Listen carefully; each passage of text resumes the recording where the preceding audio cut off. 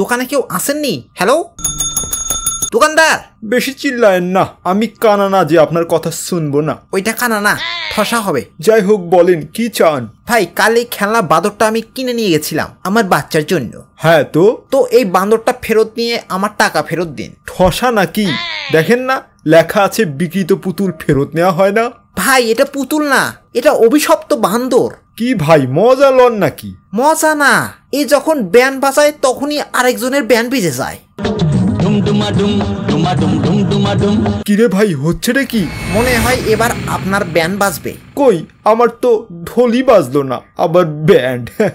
তখনই সর্বনাশ, এ কেমন নারী ভুড়ি, শালা অভিশপ্ত বান্দর, মার তুই। Alright guys, this is a story and welcome to other new horror story. এই সিরিজে আমরা মূলত হরর মুভিগুলোকে আরো বেশি হরর বানাই। তো চলো বেশি দেরি না করে আজকের দ্য মাঙ্কির স্টোরি শুরু করি। আজ বলবো এই বাদর খেলনার গল্প, যে কিনা মানুষকে পটল তুলিয়ে দেয়। তো মাঙ্কি পরানো এই লোকটির ছিল দুটো যমজ ছেলে। একটা নাম ছিল হ্যাল, আরেকজনের নাম ছিল বিল। হ্যাল ছিল ভদ্র আর বিল ছিল দুষ্ট। তারা দুইজনই একদিন তার বাবার আলমারি থেকে একটা বক্স পায়, এন্ড সেই বক্সটা খুলেই দেখে, আরে এ তো দেখি মাঙ্কি। এ ছোটে মাঙ্কিটা আমায় দে। আরে সালা, দেখি তো চাবিটা ঘুরে দেখি এটা নাচানাচি করে কিনা। ভাই আগে ঘুরাস না, যদি আবার ভুতুরে তুতুরে কিছু হয়। ভূতের গোষ্ঠীর ষষ্ঠী বেড়া, ভূত বলতে কিছু আছে নাকি? সে চাবিটা ঘোরায়, এন্ড তখনই কি রে, এটা তো কোনো কাজই করে না, দের বালনে। পরের দিন সকালে দুইজন তার আন্টি রোজিনার সঙ্গে সান্ডার বার্গার খেতে যায়। তখনই হঠাৎ সেই মাঙ্কিটা ব্যান্ড বাজানো শুরু করে, এন্ড বুম। গাইস মন খারাপ করো না, তোমাদের ওই আন্টিটা এমনিও ভালো ছিল না, সারাদিন গাঞ্জা বিড়ি খাইতো আর মানুষের দুর্নাম করে বেড়াইতো। মরছে ভালো হয়েছে, চলো এই খুশিতে আমরা একটু ডান্স করি। এদিকে সকালবেলা হ্যাল দেখে সেই মাঙ্কি পুতুলটা আলমারির ওপর বসে আছে। সত্যি করে বল, তুই আমার আন্টিকে মেরেছিস তাই না? এর অ্যান্সারে ডল বিলাই নেই। পরের দিন স্কুলে হ্যাল নিজের ভাইয়ের হাতেই বুলিং এর শিকার হয়, এন্ড সে বাড়ি এসে পুতুলটাকে বলে, এই বান্দর পুতুল আমার এই শয়তানি ভাইটাকে উপরে একটু টপকে দে। নিজের ভাইকে টপকানোর জন্য সে পুতুলের চাবিটা ঘোরায়। এরপর বাদর পুতুল ব্যান্ড বাজানো শুরু করে। বাদর পুতুল করে শয়তানি, সে তার ভাইকে না মেরে তার নিজের মাকেই পটল তুলিয়ে দেয়।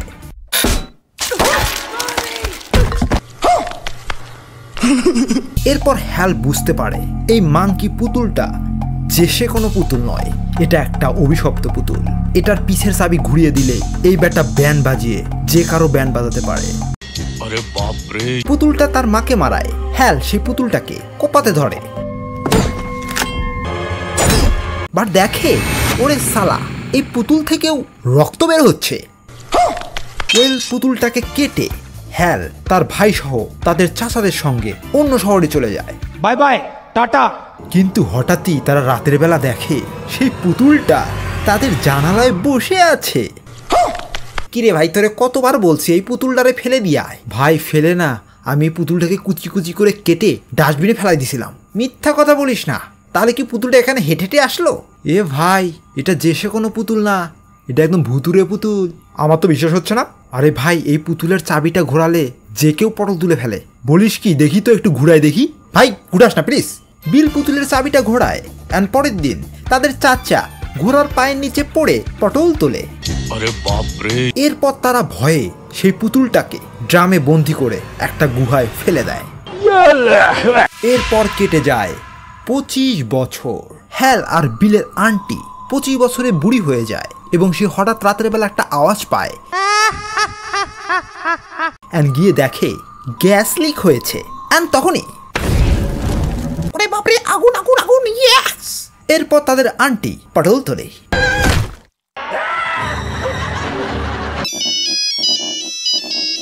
হ্যালো, কে বলছেন?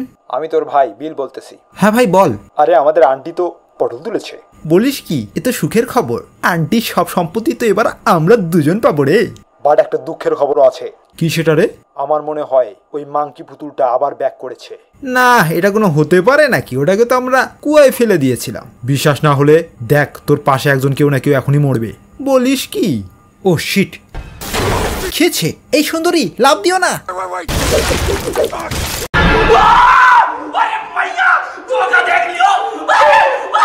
এসব দেখে হ্যাল মুখে বালির চাপা দিয়ে চিল্লায়। এরপর হ্যাল তার ছেলেকে নিয়ে তার আন্টির বাড়িতে আসে। আপনাদের আন্টি পতল তোলায়, তার সম্পত্তির ভাগ আপনারা পাবেন। এজন্যই তো আন্টি মরে যাবে আমার কোনো দুঃখ হচ্ছে না, আনন্দ লাগিচ্ছে। বেশি আনন্দ করতে যায়েন না, ইদানিং কিন্তু এখানে সবাই পটল তুলতেছে। বলেন কি মাইরি? তখনই ইনিও দেখি পটল তুললেন। তখনই হ্যালের কাছে একটা ফোন কল আসে। হ্যালো, কে বলছেন? আমি তোর ভাই বিল বলতেছি। হ্যাঁ বল। আমি বান্দর মাংকিটাকে পেয়ে গেছি, আর এতক্ষণ যতগুলো পটল তোলা হলো সব আমি পটল তুলিয়ে দিয়েছি। এটা শুনে হ্যাল বি লাইক, তো তুই এই পুতুলটা পেলি কিভাবে? তাহলে শোন, একটা পোলা এই পুতুলটা পায়, এরপর সে ওটা আমাকে দেয়। এরপর আমি সেই পুতুলটা নিয়ে গবেষণা করি। এরপর জানতে পারি তুই আমাকে মারতে গিয়ে আমার মাকে মেরে ফেলেছিস। তো এর বদলাদার রিভেঞ্জ তো আমি নেবই। তুই এখন চাষটা কি বলতো ভাই? তুই তোর ছেলেকে আমার কাছে নিয়ে আয়, আমি ওকে মেরে বদলাদার রিভেঞ্জ নিব। ওয়েল, তখন সেখানে চলে আসে এক পুলিশ। এই তোরা আমার সঙ্গে চল, নইলে কি? নইলে মারবো এখানে, লাশ পড়বে শ্মশানে। ওয়েল, পুলিশ তাদের নিয়ে আসে তার ভাই বিলের ডেরায়। কিরে ভাই, তুই তো আমার ভাইয়ের বাড়ির সামনে নিয়ে আসলি। আরে ভাই কোয়েন না, আপনার ভাই। আমি একটা পুতুল দিছিলাম, বান্দর পুতুল। সেই পুতুলটা আমি আবার ব্যাগ চাচ্ছি, আমাকে দিচ্ছে না। কোন তো কি করি? এ বেটা, যা তো পুতুলটা নিয়ে আয় আর কাম খতম কর। Okay father. ওয়েল, ছেলেটা চুপি চুপি তার আঙ্কেল বিলের ডেরায় ঢোকে। বান্দর পুতুল, তুই কি 28 সাবস্ক্রাইব করেছিস? না করে থাকলে এখনই সাবস্ক্রাইব কর রে। আঙ্কেল, আপনাকে কি পাগল কুকুরে কামড়াইছে নাকি? খেলনা পুতুলের সাথে কি কথা বলেন? আরে ভাতিজা, এটা কোনো খেলনা পুতুল নয়, এটা হচ্ছে অভিশপ্ত পুতুল। কি সব আজগুবি কথা বলেন? আজগুবি নয় রে পাগলা, এটার পিছনে চাবিটা ঘুরা, তাহলে দেখ একজন না একজন মরবে। ওয়েল, ছেলেটা পুতুলের চাবিটা ঘুরিয়ে দেয়, মরবে। এন্ড তখনই কিছু মৌমাছি এসে পুলিশের মুখে ঢুকে যায়।